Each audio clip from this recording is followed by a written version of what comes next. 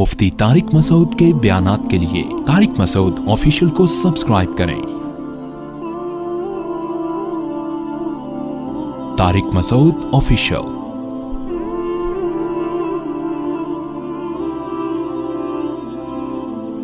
دانتوں کی صفائی کا حکم دیا۔ دانتوں کی صفائی اتنا زیادہ حکم دیا کیونکہ دانت سب سے زیادہ انسان کے خراب ہوتے ہیں۔ جب بھی کھائے گا تو کچھ نہ کچھ دانتوں میں لگا رہ جائے گا کہ نہیں لگا رہ جائے گا۔ بار بار حکم دیا مسواک کرنے کا۔ یہ بات خوب سمجھ لیں، کھانے کے بعد مسواک نہیں ہے، کھانے کے بعد خلال کا حکم ہے۔ خلال کا مطلب جو کچھ دانتوں میں پھنس گیا ہے آپ اس کو دھاگے سے نکالیں۔ ہمارے نبی صلی اللہ علیہ وسلم کھجور کی چھال کا جو تنکا ہوتا ہے نا اس سے خلال کیا کرتے تھے۔ سمجھتے ہیں کہ نہیں سمجھتے؟ اور خلال میں جب بھی کھانا کھائیں تو اس کے فوراً بعد خلال، یہ سنت ہے نبی صلی اللہ علیہ وسلم کی۔ ہمارے شیخ حضرت مفتی رشید احمد صاحب رحمہ اللہ تعالیٰ کھانے کے بعد باقاعدہ شیشے کے سامنے کھڑے ہو کر خلال کرتے تھے، دانتوں میں جو کچھ پھنسا ہے اس کو نکالا جائے۔ اس سے دانتوں کی لائف بڑھ جاتی ہے۔ لیکن یہ ابھی میرا موضوع نہیں ہے، چھوٹی سی بات کر کے میں ٹاپک کی طرف آتا ہوں۔ خلال کی بات آئی ہے، بہت سے لوگ دانتوں میں خلال اس طرح سے کرتے ہیں کہ دانت کا بیڑا غرق کر دیتے ہیں۔ اتنے بڑے بڑے کھڈے سوراخ دانتوں میں کر دیتے ہیں، تیلیاں گھسیڑ رہے ہوتے ہیں اندر نا، یوں یوں کر، جیسے کوئی گٹر لائن ہے جو تم صاف کر رہے ہو۔ اس سے اور خلا پیدا ہو جاتا ہے، مسوڑوں کے اندر خلا پیدا ہو جاتا ہے اور چیزیں پھنسنا شروع ہو جاتی ہیں۔ تو دانت کے خلال کا طریقہ یہ ہے کہ آپ بہت اوپر سے کریں، زیادہ گھسیڑے نہیں اندر اس کو۔ کوئی چیز پھنسی بھی ہے نا، اوپر والے دانت میں کیا کرنا ہے، اوپر سے نیچے کی طرف، نیچے سے اوپر نہ لے کے جائیں۔ نیچے والے دانت میں کیا کرنا ہے، یہ چیزیں عام طور پہ نوجوانوں کو پتہ نہیں چلتی، وہ کر کے نا دانتوں کا بیڑا غرق کر چکے ہوتے ہیں، اور سنت کے نام پہ نیچے والے دانت میں نیچے سے اوپر، اوپر والے دانت میں اوپر سے نیچے، اور گھسیڑنا نہیں ہے اندر، ہلکا ہلکا۔ اور بہتر تو یہ کہ دھاگے آج کل آ رہے ہیں نا، کیا کہتے ہیں اس کو، ڈینٹل فلاس، اس کے ذریعے آپ کر سکتے ہیں۔ تو یہ نا یہ کیا، یہ کیا، ایک بات۔ دوسری بات، کھانا کھا کے نا سب کے سامنے نہ شروع ہو جایا کریں۔ ایسا بھی ہم نے دیکھا، دعوت کھائی، ادھر ادھر دانت کس طرح ان کے سامنے، اس کو گھن آتی ہے سامنے والے کو، تو کیا کر رہا ہے؟ تمیز بھی کوئی چیز ہوتی ہے نا جو مارکیٹ میں شارٹ ہوتی جا رہی ہے۔ تو آپ نے ٹوتھ پک سے اگر خلال کرنا ہے تو ہاتھ رکھ لیں یہاں پہ، ایسے کریں، سامنے والے کو اپنا مسکراتا ہوا چہرہ نہ دکھائیں، اس کو گھن آئے گی اس سے۔ سمجھتے ہیں کہ نہیں سمجھتے؟ بچوں کو بچپن سے ان چیزوں کا عادت ڈالنے چاہیے۔ ہم لوگوں کو دیکھ رہے ہیں اتنے دانت خراب ہو رہے ہیں، اتنے دانت۔ اللہ کا شکر ہے میں زندگی میں ایک دفعہ ڈینٹسٹ کے پاس گیا ہوں، وہ بھی اپنی غلطی سے نہیں، وہ بھی اس لیے کہ عقل داڑھ ٹیڑھی نکل گئی تھی۔ اب وہ تو قدرت کی طرف سے ہے نا، وہ قدرت کی طرف سے ہے۔ ورنہ آج کل ہم دیکھ رہے ہیں کہ ہر دوسرا آدمی کہاں جا رہا ہے، ڈینٹسٹ۔ حالانکہ ٹوتھ پیسٹ بھی کر رہے ہیں، رگڑ بھی رہے ہیں صبح شام۔ اتنے دانتوں کی صفائی کے پہلے لوگوں کے پاس آلات نہیں تھے جتنے اب ہیں، بیڑا غرق ہو رہا ہے دانتوں کا۔ اس کی وجہ یہ ہے کہ تمیز سے کام تھوڑا کیا جائے وہ اچھا ہوتا ہے۔ بغیر تمیز کے صبح شام رگڑتے رہو گے، تیزاب سے بھی کلیاں کرتے رہو گے، فائدہ نہیں ہوگا۔ سمجھتے ہو کہ نہیں سمجھتے؟ تو آپ نے ایک تو نیم کی مسواک استعمال کریں۔ نیم کی مسواک بہت بہترین چیز ہے دانتوں کے لیے۔ کوئی ٹوتھ پیسٹ، ٹوتھ برش نیم کی مسواک کا متبادل نہیں ہے۔ اور ایسے کیا کریں کہ یہ جو مسواک، کراچی میں نیم بہت اعلیٰ کوالٹی کا ہے، ورنہ بعض جگہوں پہ نیم میں وہ کڑواہٹ نہیں ہوتی۔ تو آپ نے کیا کیا، اپنے ایک انگلی کے برابر جو ہے نا موٹائی میں، جو آپ کو جیسا لگے، اس میں کوئی وہ نہیں ہے، آپ نے شاخیں ایک خاص ترتیب سے کاٹ کے گھر میں رکھ لیں۔ آپ 5-10 لکڑیاں اتنی آپ نے شاخیں کاٹ کے رکھ لیں۔ وہ 2-4 دن میں خشک ہو جائیں گی۔ خشک ہونے کا فائدہ یہ ہوتا ہے پھر اس کا برش بن جاتا ہے آرام سے۔ سمجھتے ہو کہ نہیں سمجھتے؟ تو آپ نے کیا کرنا ہے، صبح جب اٹھے آپ تو وہ نیم کی مسواک نبی صلی اللہ علیہ وسلم صبح اٹھتے ہی اٹھنے کی دعا پڑھتے، الحمدللہ الذی احیانا بعد ما اماتنا والیہ النشور، تمام تعریفیں اس اللہ کے لیے ہیں جس نے ہمیں موت کے بعد دوبارہ زندہ کیا۔ کتنا اچھا لگتا ہے اٹھتے ہی سب سے پہلے انسان اللہ کا نام لے، موت کے بعد دوبارہ زندہ کیا، وَإِلَيْهِ النُّشُورُ، اور ایک دن ہم نے دوبارہ اٹھنا ہے اسی کے پاس۔ اس طرح ہم قبر سے بھی ایک دن اٹھیں گے۔ جیسے بستر پہ سوتے ہیں ہمیشہ کے لیے نہیں سوتے، ایسے ہی قبر میں جب سوئیں گے تو بھی ہمیشہ کے لیے نہیں۔ ایک دن آئے گا فرشتہ، چل بھائی اٹھ جا، بہت سو لیے، حساب دے اب جو کچھ کر کے آیا ہے۔ یا وئی وہ کیا ہے سورہ یاسین میں، من بعثنا من مرقدنا، کافر کہے گا ہائے بدبختی، کس نے ہماری خوابگاہوں سے ہمیں جگا دیا۔ یہ خوابگاہ اس لیے کہا ہے کہ جب قیامت کا پہلا سور پھونکا جائے گا نا، تو جو عذاب قبر کسی کو ہو رہا تھا، ثواب ہو رہا تھا، وہ بھی ختم ہو جائے گا، بالکل سب ختم۔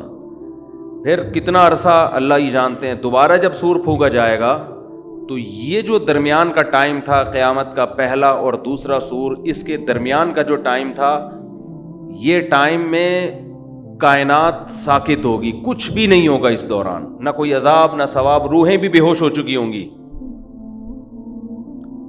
اس کو اللہ نے سونے سے تعبیر کیا ہے۔ پھر جب دوسرا سور پھونکا جائے گا تو پھر لوگ کہیں گے ہمیں ہماری خوابگاہوں سے کس نے جگا دی، ہم تو سمجھ رہے تھے کہ ہم ہمیشہ کے لیے سو گئے ہیں۔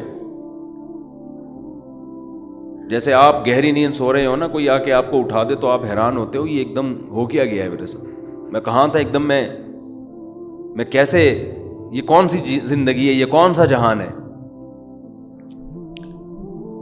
تو نبی صلی اللہ علیہ وسلم دعا پڑھتے تو اس کے بعد جو آپ کا سب سے پہلا عمل ہوتا وہ کیا ہوتا؟ مسواک۔ قضائے حاجت سے پہلے بھی آپ کیا فرماتے؟ مسواک۔ اور کیسے؟ یہ جو آج کل مسواکوں کا جس طرح سے استعمال ہو رہا ہے، یہ بھی دانتوں کو بیڑا غرق کرنے کا بہت بہترین طریقہ ہے، خوب سمجھ لیں۔ کیونکہ ایک مسواک کا ایک برش بار بار استعمال ہوتا ہے، پانی لگتا ہے، اس میں سڑان پیدا ہوتی ہے، اسمیل پیدا ہوتی ہے، پانی لگ کے، نمی لگ کے، اور مسواکیں بھی پرانی عجیب ہی حساب چل رہا ہے مارکیٹ میں۔ اور کچھ مسواکیں تو ایسی ہیں، ان میں مسواک کے علاوہ سب کچھ ہے، ڈنڈیاں ہیں، وہ مشہور بہت ہیں جی زیتون کی مسواک ہے، ٹھیک ہے استعمال کرتے ہیں لوگ، زیتون کی نہ کرنے سے بہتر ہے، لیکن وہ نیم کی مسواک استعمال کریں، یا پیلو کی مسواک نہیں ہوتی جو بہت تیز ہوتی ہے۔ تو خیر آپ نے کیا کرنا ہے، نیم کی مسواک سرانے رکھ کے سو گئے، جب صبح اٹھتے ہی دانتوں میں چبا کے اس کو گول گول کرنا، بولو نا کیا ہو گیا، ایسے کرنا ہے، دیکھیں یوں دانت کے بیچ میں رکھا، تھوڑا سا آپ کو لگے گا میں یہ نہیں چبا سکتا، بہت سخت ٹہنی ہے یہ، لیکن لگے گا آپ کو تھوڑی دیر میں نرم ہو جائے گی۔ چبانا شروع کیا اور گھمانا شروع کیا، چاروں طرف سے نا ہلکی ہلکی نرم ہوگی۔ یہ آپ یہ نہ سمجھیں یہ ٹائم ضائع ہو رہا ہے آپ کا، ایک تو مسواک کا ثواب ملنا بھی شروع ہو گیا، اور دانت آپ کے صاف ہونا شروع ہو چکے ہیں اس عمل کے دوران۔ آپ کہیں گے ابھی ہم نے دانتوں پہ رگڑنا تو شروع کیا نہیں تو صاف کیسے ہو گئے؟ او بھائی آپ کے منہ سے جو تھوک نکلنا شروع ہوگا نا، لعاب بننا شروع ہوگا، اور مسواک کا جو کیمیکل نکلنا شروع ہوگا، ان کے کمبینیشن سے آپ کا حلق، آپ کا منہ اور یہ سارے جرمز مرنا شروع۔ اور یہ جو ہمارے مسوڑوں کو انگلش میں کیا کہتے ہیں یار، ایک آسان سا لفظ، گمس، آپ کے جو گمس ہیں نا، جب آپ اس کو چباتے ہیں تو وہ بھی کشادہ ہونا شروع ہو جاتے ہیں، ان میں اسپیس بننا شروع ہو جاتی ہے، بلڈ سرکولیٹ کرتا ہے نا۔ جب مسواک کو آپ چبانا شروع کرتے ہیں تو آپ کے دانتوں میں بلڈ کی سرکولیشن بڑھے گی کہ نہیں بڑھے گی؟ ابے جب چلو گے تو ٹانگوں میں سرکولیشن بڑھتی ہے نا، ہاتھ سے وزن اٹھاؤ گے تو ہاتھ میں بلڈ کی سرکولیشن، تو جب چبانا شروع کرتے ہو تو سرکولیشن بڑھتی ہے۔ تو آپ کے جو گمس ہیں وہ مسواک کا کیمیکل جذب کرنے کے لیے ریڈی ہو جاتے ہیں۔ یہ پورا ایک نیچرل پروسیس ہے جو برش میں نہیں ہوتا، برش کو چبایا نہیں جاتا، برش کیا رکھ دیا، وہ بھی صحیح ہے، وہ ایسا نہ ہو وہ بھی چھوڑ دیں، نہ ہونے سے 1000 گنا بہتر ہے، کچھ تو کریں، لیکن مسواک کا الٹرنیٹ نہیں ہے برش۔ اور مسواک کا جو کیمیکل بالکل آرگینک ہے. آپ کو پتہ ہے آج دنیا میں آرگینک چیزوں کی قدر بڑھتی جا رہی ہے. یہ جو کیمیکل ٹوتھ پیسٹ میں ڈالے جاتے ہیں, ہمیں کیا پتا کل تحقیق سے ثابت ہو کہ بیڑا اسی وجہ سے غرق ہو رہا تھا. ٹھیک ہے, میں نہیں کہہ رہا, میں کسی ٹوتھ پیسٹ پہ الزام نہیں لگا رہا, لیکن یہ انسانوں کی بنائی ہوئی چیزیں ہیں, صحیح بھی ہو سکتی ہیں, فائدہ مند بھی ہو سکتی ہیں, اور سائیڈ افیکٹ بھی ہو سکتے ہیں. پیغمبر کبھی ایسی چیز استعمال نہیں کرتے جس میں 1% بھی نقصان کا پہلو, کیونکہ پیغمبروں کی گائیڈنس کہاں سے ہوتی ہے؟ اللہ کی طرف سے. ہر پیغمبر نے مسواک استعمال کی ہے. اگر اس مسواک میں نقصان ہو رہا ہے تو آپ کا اپنا قصور ہے, آپ استعمال غلط طریقے سے کر رہے ہو اس کو. تو آپ نے کیا کرنا ہے میرے بھائی؟ دانتوں کے درمیان میں رکھ کے اس کو ہلکا ہلکا چبانا ہے اور گول گول گھمانا ہے, یہاں سے بھی اور لیفٹ سائڈ, تاکہ دونوں جبڑے آپ کے استعمال ہو نا. تو اس سے کیا ہوگا کہ آپ کے گمز میں وہ کیمیکل جذب کرنے کی صلاحیت بڑھے گی, اور آپ کے دانت تیار ہو جائیں گے کہ ہمیں صاف کرو. بالکل جیسے ہم جب کھانا کھاتے ہیں تو چباتے ہیں تو معدہ ہمارا نگلنے کے لیے تیار ہو جاتا ہے, اور وہ کیمیکل پہلے سے چھوڑنا, بغیر چبائے نکلیں گے تو ہضم نہیں ہوتا. یہ پورا ایک نیچرل پروسیس ہے, چبانے سے شروع ہوتا ہے یہ مسواک کے, سمجھتے ہو؟ پھر آپ نے کیا کرنا ہے, جب چبا چبا کے ہلکا ہو گیا تو پھر آپ نے اس کو دانتوں پہ رگڑنا ہے تمیز سے. خلال آپ رات کو پہلے ہی کر چکے تھے, اس کا فائدہ یہ ہوگا کہ ایسا نہیں ہوگا کہ مسواک کے جو کیمیکل ہے آپ کے دانتوں کے بیچ میں نہ جائے, کیونکہ جو خلال آپ رات کھانے کے بعد کر چکے تھے اس سے وہ سارے دانت پہلے جو بڑے بڑے اس میں فالٹ تھے, جو چٹانیں پھنسی ہوئی تھیں, وہ کیا ہو گئیں؟ پورے پورے گوشت کے لیگ پیس پھنسے ہوئے تھے, اس میں پٹ کے گوشت پھنسا ہوا تھا, جو بھی تھا وہ سارا کیا ہو گیا ہے؟ نکل گیا. اچھا, ابو داؤد کی حدیث ہے, آپ صلی اللہ علیہ وسلم نے فرمایا جب دانت سے خلال, زبان سے خلال کرو تو نگل لو, جب کسی باہر کی چیز سے خلال کرو تو اس کو باہر پھینک. ابے بھائی کوئی گوشت پھنسا ہوا ہے, آپ نے زبان چلائی, نگل لو اس کو, لیکن جب آپ ٹوتھ پک وغیرہ سے خلال کریں تو نگلے نہیں بلکہ اس کو باہر پھینک دیں. اس میں کیا حکمت ہے اللہ ہی جانے. تو آپ نے کیا کرنا ہے, اس مسواک کو آپ نے پھر دانتوں پہ گھمانا شروع کیا, اس کی کڑواہٹ آپ کے جو پھیپھڑے ہیں نا ان تک کو صاف کرے گی, آپ کے گلے کو صاف کرے گی, آپ کی ناک کی رطوبات کو خارج کرے گی. وہ ایک ایک چیز میں حکمت ہے, یہ سب پہلے کی کروایا جا رہا ہے. اس کے بعد جب آپ وضو کرو گے نا تو آپ کی ناک بھی اچھی طرح سے صاف ہوگی, وہ کیمیکل ناک تک آنکھوں تک پہنچے گا وہ, اور آپ کی نیند کو بھی غائب کر دے گا, آپ فریش ہو جاؤ گے. سمجھتے ہو؟ اس کیمیکل سے کاکڑ دن نہ ہو جائے گا بس. اور میں مختصر لفظوں میں اور کیا کہہ سکتا ہوں یار, آپ کر کے دیکھو, مزہ نہ آئے پیسے واپس, اور ایک الگ تازگی محسوس ہوگی آپ کو, ایک الگ ہی خوشی محسوس ہوگی, روحانیت محسوس ہوگی. اس کے بعد آپ نے واش روم جانا ہے تو جائیں, اگر ضرورت ہے, نہیں ضرورت ہے تو یہ کوئی فرض واجب نہیں ہے. لوگ صبح اٹھ کے نہیں بھی آ رہا ہوتا واش روم جا رہے ہوتے ہیں. بعض لوگوں کو دیکھیں نماز کے ٹائم پہ لازمی بیت الخلاء گھسیں گے, یہ میری آج تک سمجھ میں نہیں آیا. بھائی واش روم کا تو جب تقاضا ہوتا ہے تو نماز کا ٹائم نہیں بھی ہو تو بھی جاؤ, جب تقاضا نہیں ہے تو نماز سے کیا, تو نماز اور واش روم یہ لازم ملزوم نہیں ہے, سمجھتے ہو؟ لیکن بہرحال ہوتا ہے صبح صبح عام طور پہ لوگوں کو, تو چلے جائیں واش روم سے فارغ ہو کر پھر آپ نے کرنی ہے وضو. اور نبی صلی اللہ علیہ وسلم نے خاص طور پہ صبح کے وقت کے بارے میں فرمایا کہ شیطان آپ کی ناک کے نتنوں کے اندر ٹھکانہ بنا کے رات کو بیٹھتا ہے, حدیث کے الفاظ ہیں. تو صبح کے وقت جب ناک صاف کی جائے تو اچھی طرح سے کی جائے, پانی اندر تک پہنچایا جائے, پھر خوب اچھی طرح سے ناک صاف کر کے جو ناک میں رطوبات پھنسی ہوئی ہیں ان کو نکالا جائے. حدیث کے الفاظ ہیں شیطان رات وہاں بیٹھتا ہے. اب یہ حدیثیں اپنے ظاہر پہ نہیں ہوتی, اس کا مطلب ہے کہ وہ اس جگہ کو صاف کرو, وہ درد سر بنے گا آپ کے لیے. کتنے لوگ ہیں صبح اٹھتے بس کلی بھی نہیں کرتے, چائے پینا. بیڈ ٹی بھی ہے بڑے گھرانوں میں, بڑے گھرانوں میں نا بستر پہ صاحب کو جگانے کے لیے پہلے کیا چاہیے؟ ٹی. وہ مسواک نہیں کرے گا, دانت صاف نہیں کرے گا. آپ یہ تکلف نہ بھی کرو نا, صبح اٹھ کے پہلے برش کر لو, بس یہ بھی کافی ہے. بھائی اتنا ٹینشن میں جانے کی ضرورت نہیں ہے. ایسا نہ ہو کہ لوگ کہیں اتنا پہلے یوں چباؤ پھر یوں کرو پھر یہ چھوڑو یار. تو کوئی بات نہیں, آپ اٹھو برش کر لو پہلے, اس سے بھی فریش ہو جاؤ گے, ٹھیک ہے.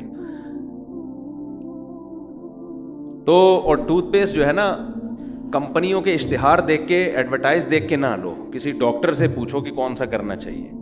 ہمارے ہاں چیزیں خریدی جاتی ہیں ایڈورٹائز دیکھ کے کہ کس کا ایڈورٹائز زیادہ آ رہا ہے. حالانکہ عین ممکن ہے جس چیز کو ایڈورٹائز زیادہ آ رہا ہے وہ سب سے زیادہ نقصان دہ ہو, اسی وجہ سے ایڈورٹائز. اور پہلے ڈاکٹر کے اپنے دانت بھی دیکھ لو, ہاں, کہ اگر آپ کو اتنا دانتوں کا پتہ ہے تو اپنے کیوں ایسے خراب ہوئے ہیں آپ کے. اگر وہ کوئی معقول عذر بتاتا ہے بھائی قدرت کی طرف سے بھی بعض لوگوں کے ہوتے ہیں تو ایک الگ بات ہے, وہ تو پھر اللہ کی طرف سے ہے نا. ہمارے ایک جاننے والے حکیم تھے, انتقال ہو گیا, اللہ مغفرت فرمائے. انتقال بھی 100 سال کے بعد جا کے ہوا ہے. حکیموں کی عمریں بڑی لمبی ہوتی ہیں. میں ایک بات ڈاکٹروں سے کہتا ہوں, ڈاکٹر صاحب آپ کی سائنسی ترقی اپنی جگہ, عمریں ابھی بھی حکیموں کی لمبی ہوتی ہیں, ٹھیک ہے نا. حالانکہ پھیکو بھی ہوتے ہیں حکیم میں بہت سے, سارے نہیں. غلط علاج بھی بعض کر رہے ہوتے ہیں, ڈرامے باز بھی بہت ہے, لیکن عمر کس کی لمبی ہوگی؟ حکیم. صحت خوش مزاج ہوگا حکیم. جب آپ ملیں گے لگے گا یار بندے سے مل کے آ رہا ہوں, ایسا لگے گا دماغ بھی اس کا فریش ہے. ڈاکٹر سے ملیں گے تھوڑی دیر میں آپ کو ٹینشن ہونا شروع, عام طور پہ. تو میں نے ڈاکٹروں سے وجہ پوچھی, بھائی ترقی تو میڈیکل سائنس نے بہت زیادہ کی ہے, لیکن صحتیں کس کی حکیموں کی اچھی ہیں. تو ڈاکٹر اس کی وجوہات بھی بیان کرتے ہیں, اور وہ صحیح وجہ ہے کہ حکیموں کی لائف نا نیچر کے زیادہ قریب ہوتی ہے. میڈیسن سے اپنے آپ کو بلا وجہ بلا ضرورت, دواؤں سے اپنے آپ کو, تمام دوائیں بچوں کی پہنچ سے دور رکھے ہیں نا, تو تمام دوائیں بڑوں کی پہنچ سے بھی دور رکھی ہوئی ہوتی ہیں انہوں نے, ٹھیک ہے. اور یہی چھوٹے موٹی چیزیں, نزلہ ہو گیا تو وہ پی لیا بنفشہ شہتوت, ٹھیک ہے نا, جو شاندہ پی لیا بنفشہ شہتوت. دیکھو شہتوت کا بنتا ہے, شہتوت کیسی خاندانی چیز ہے یار, اتنی زبردست چیز ہے نا. تو وہ بنفشہ شہتوت پی لیا, اور زیادہ ایک دم اینٹی بائیوٹک نہیں کھائیں تو آہستہ آہستہ باڈی خود ہی اس کو کور کر لیتی ہے. پھر رات کو جلدی سو جانا, صبح جلدی اٹھ جانا, ٹینشن نہ لینا, ٹینشن ہمیشہ دینا. جتنے مریض ہیں ان کو ہمیشہ ٹینشن دینا, نفس پکڑ کے ٹینشن دینا شروع کر دیتے ہیں. آپ کا تو میدا بھی صحیح نہیں ہے. ایک بوڑھا آدمی گیا بیچارہ کسی حکیم کے پاس نا, تو حکیم سے کہنے لگا کہ مجھے کھانسی بہت ہو رہی ہے. حکیم صاحب نے کہا بڑھاپا ہے, ظاہر ہے بڑھاپے میں تو ہوگی کھانسی. اس نے کہا حکیم صاحب جوڑوں میں بھی درد رہنے لگا ہے. حکیم صاحب نے کہا بڑھاپا ہے, بڑھاپا ہے, یہ ٹھیک ہونے کی عمر نہیں ہے, بڑھاپا ہے. حکیم صاحب میں چلتا ہوں تھوڑا سا ادھر بھی کمر میں بھی پین شروع ہو جاتا ہے. حکیم صاحب نے کہا بڑھاپا ہے. حکیم صاحب نے, وہ بوڑھے کو غصہ آنا شروع ہو گیا, یار کوئی علاج بتاؤ یار. تو بوڑھے آدمی کو غصہ آ کے حکیم صاحب سے کہتے ہیں کیا بڑھاپا لگا کے رکھا ہوا ہے یار, ہر بات میں بڑھاپا. حکیم صاحب نے کہا یہ بھی بڑھاپا ہے. جو آپ کو غصہ آ گیا نا, ایک دم ایکسائٹیڈ ہو رہے ہو, تو دیکھو کیا کر رہے ہیں, ٹینشن دے رہے ہیں. ایسے ایسے نسخے بتائیں گے, آدمی کہے گا بھائی یار میں بیمار ہی ٹھیک ہوں. ایک حکیم صاحب کے پاس, ہمارے جاننے والے حکیم تھے, ان کے پاس ایک پیشنٹ گیا, کہنے لگا کہ کیلشیم کی کمی ہے نا. حکیم صاحب نے کہا اچھا نسخے بڑے خاندانی ہوتے ہیں بعضوں کے پاس, لیکن وہ کون بنائے بیٹھ کے.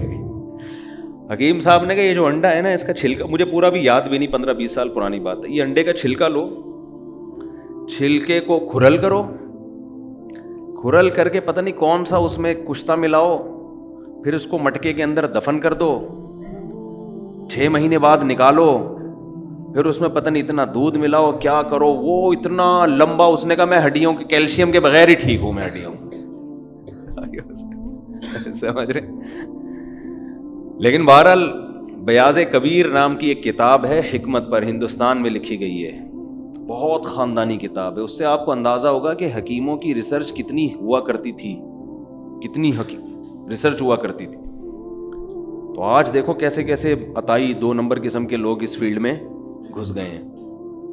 لیکن کتابیں پڑھ کے خود سے نہ کھانا شروع کر دیں کیلشیم کے لیے, جب تک یا تو کسی ڈاکٹر سے دوا لیں سیدھا انسان کے بچوں کی طرح, یا کوئی صحیح ریلائبل حکیم ہو جو کسی ادارے سے پڑھا ہوا ہو پراپر. ادارے کے پڑھے ہوئے آدمی میں غلطی کا امکان کم ہوتا ہے. پیچھے پورا انسٹیٹیوٹ ہے, ادارہ ہے, وہ کوئی ایسی چیز مارکیٹ میں نہیں لائے گا جو کسی کو پتہ ہی نہیں ہے. اچھا خیر ہم کہاں چلے گئے, تو نبی صلی اللہ ہمیں یہ بتا رہا تھا کہ آپ صبح اٹھ کے جب اس طرح سے خاندانی طریقے سے مسواک کریں گے، مزہ نہ آئے پیسے واپس، آپ کے منہ میں خوشبو پیدا ہوگی. دیکھو ٹوتھ پیسٹ کی خوشبو نہیں ہوتی، ٹوتھ پیسٹ آپ کے منہ کی بدبو کو دور تو کر دیتا ہے لیکن اس میں خوشبو نہیں ہوتی.